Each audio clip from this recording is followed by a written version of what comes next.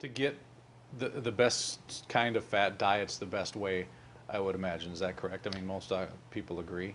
Well, I think if you're talking about health and nutrition, diet is the platform for everything. Supplementation, I think, is good. It's like icing on the cake, so to speak, but it won't work without a great diet. And I think the best way to get these fats are in the natural foods that they come from. Can you talk about supplementation a little bit more? Some of us who live in the middle part of the country, the Midwest, where fish either isn't as accessible or maybe farm raised. Is supplementation a good option for some people, or should it always be, like you said, just another option?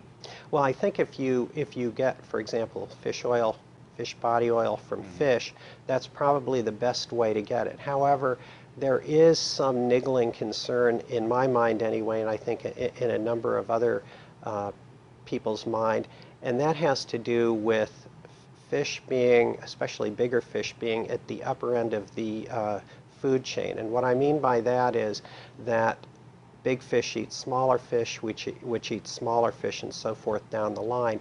And what that means is that any heavy metals or pesticides that go into a smaller fish are concentrated in the larger fish, such as salmon and tuna.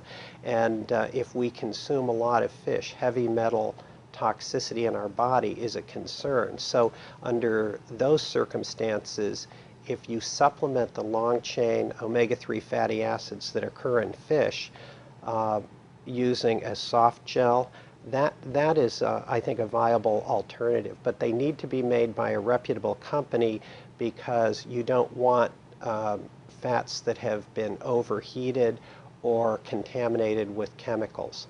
How much of a concern is the heavy metals, the mercuries and stuff? We hear a lot of caution about that when you're eating fish. How much of a concern should that be when we talk about our overall diet? Well, I think heavy metals, for example, get concentrated in fat tissue. Okay, so if you do a fat biopsy of your leg or your abdomen, you can see heavy metals.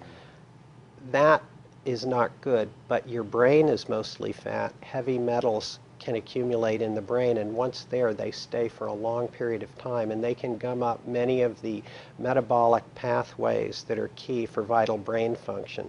They also can have an effect on birth defects. So I think there is no safe level of heavy metal intake, and that, in my opinion, is still an open question, but it's a concern.